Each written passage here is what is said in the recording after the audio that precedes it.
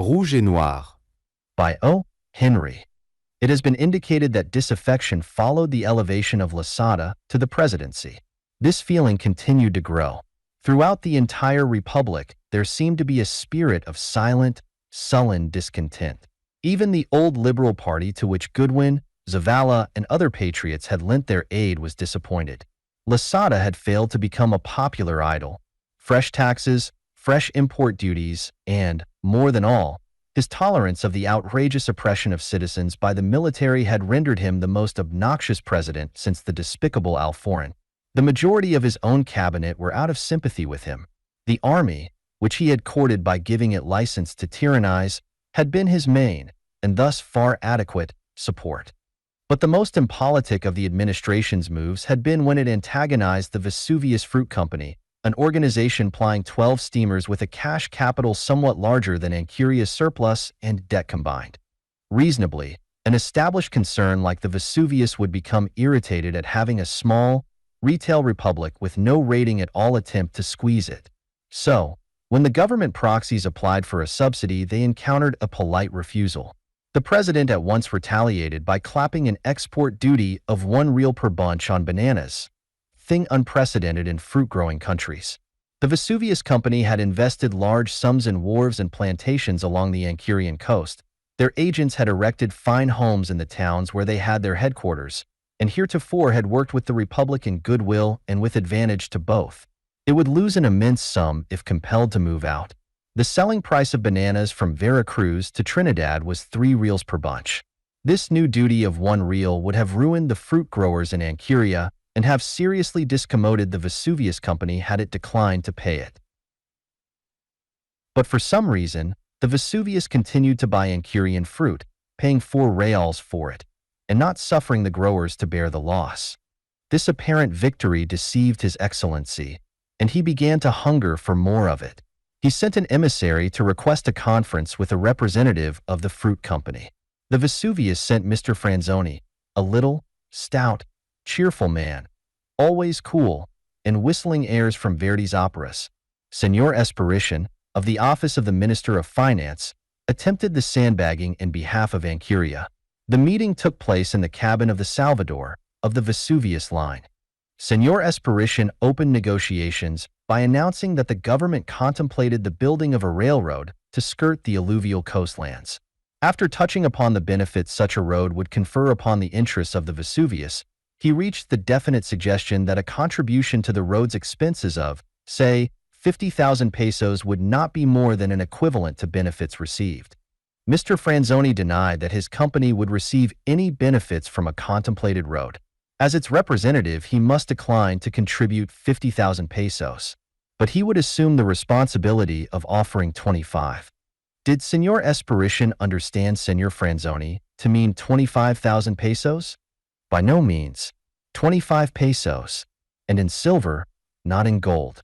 Your offer insults my government, cried Senor Esperition, rising with indignation. Then, said Mr. Franzoni, in warning tone, we will change it. The offer was never changed. Could Mr. Franzoni have meant the government? This was the state of affairs in Ancuria when the winter season opened at Corralio at the end of the second year of Losada's administration. So, when the government and society made its annual exodus to the seashore, it was evident that the presidential advent would not be celebrated by unlimited rejoicing. The 10th of November was the day set for the entrance into Corralio of the Gay Company from the capital. A narrow-gauge railroad runs 20 miles into the interior from Solitas. The government party travels by carriage from San Mateo to this road's terminal point and proceeds by train to Solitas. From here they march in grand procession to Corralio where, on the day of their coming, festivities and ceremonies abound. But this season saw an ominous dawning of the 10th of November. Although the rainy season was over, the day seemed to hark back to reeking June. A fine drizzle of rain fell all during the forenoon. The procession entered Corralio amid a strange silence. President Losada was an elderly man, grizzly-bearded, with a considerable. The president's sharp, beady eyes glanced about him for the expected demonstration of welcome, but he faced a stolid, indifferent array of citizens. Sightseers the Ancurians are by birth and habit, and they turned out to their last able-bodied unit to witness the scene. But they maintained an accusive silence. They crowded the streets to the very wheel ruts. They covered the red tile roofs to the eaves, but there was never a viva from them. No wreaths of palm and lemon branches or gorgeous strings of paper roses hung from the windows and balconies, as was the custom. There was an apathy, a dull, dissenting disapprobation, that was the more ominous because it puzzled. No one feared an outburst, a revolt of the discontents, for they had no leader. The president and those loyal to him had never even heard whispered a name among them capable of crystallizing the dissatisfaction into opposition. No, there could be no danger. The people always procured a new idol before they destroyed an old one. At length, after a prodigious galloping and curvetting of red-sashed majors, gold-laced colonels, and epaulet generals, the procession formed for its annual progress down the Calle Grande to the Casa Morena, where the ceremony of welcome to the visiting president always took place. The Swiss band led the line of march. After it pranced the local commandante, mounted, and a detachment of his troops. Next came a carriage with 4 members of the cabinet, conspicuous among them the Minister of War, old General Pilar, with his white mustache and his soldierly bearing. Then the president's vehicle, containing also the ministers of finance and state, and surrounded by Captain Cruz's light horse, formed in a close double file of 4s. Following them, the rest of the officials of state, the judges, and distinguished military and social ornaments of public and private life. As the band struck up and the movement began, like a bird of ill omen the Valhalla, the swiftest steamship of the Vesuvius line, glided into the harbor in plain view of the president and his train. Of course, there was nothing menacing about its arrival. A business firm does not go to war with a nation, but it reminded Senor Espirition and others in those carriages that the Vesuvius Fruit Company was undoubtedly carrying something up its sleeve for them. By the time the van of the procession had reached the government building, Captain Cronin, of the Valhalla, and Mr. Vincini, member of the Vesuvius Company, had landed and were pushing their way, bluff, hearty, and nonchalant, through the crowd on the narrow sidewalk. Clad in white linen, big, debonair, with an air of good-humored authority, they made conspicuous figures among the dark mass of unimposing Ancurians as they penetrated to within a few yards of the steps of the Casa Morena. Looking easily above the heads of the crowd, they perceived another that towered above the undersized natives. It was the fiery pole of Dickie Maloney against the wall close by the lower step, and his broad, seductive grin showed that he recognized their presence. Dickie had attired himself becomingly for the festive occasion in a well-fitting black suit. Pasa was close by his side, her head covered with the ubiquitous black mantilla. Mr. Vincenti looked at her attentively. "Botticelli's Madonna," he remarked, gravely. "I wonder when she got into the game. I don't like his getting tangled with the women. I hoped he would keep away from them." Captain Cronin's laugh almost drew attention from the parade. "With that head of hair, keep away from the women, and a Maloney. Hasn't he got a license? But, nonsense aside, what do you think of the prospects? It's a species of filibustering out of my line." Vincini glanced again at Dickie's head and smiled. "Rouge et Noir," he said. "There you have it. Make your play, gentlemen. Our money is on the red." "The lad's game," said Cronin, with a commending look at the tall, easy figure by the steps. "But 'tis all like fly-by-night theatricals to me. The talk's bigger than the stage. There's a smell of gasoline in the air, and they're their own audience and scene-shifters." They ceased talking, for General Pilar had descended from the first carriage and had taken his stand upon the top step of Casa Morena. As the oldest member of the cabinet, custom had decreed that he should make the address of welcome, presenting the keys of the official residence to the president at its close. General Pilar was one of the most distinguished citizens of the Republic. Hero of 3 wars and innumerable revolutions, he was an honored guest at European courts and camps. An eloquent speaker and a friend to the people, he represented the highest type of the Ancurians.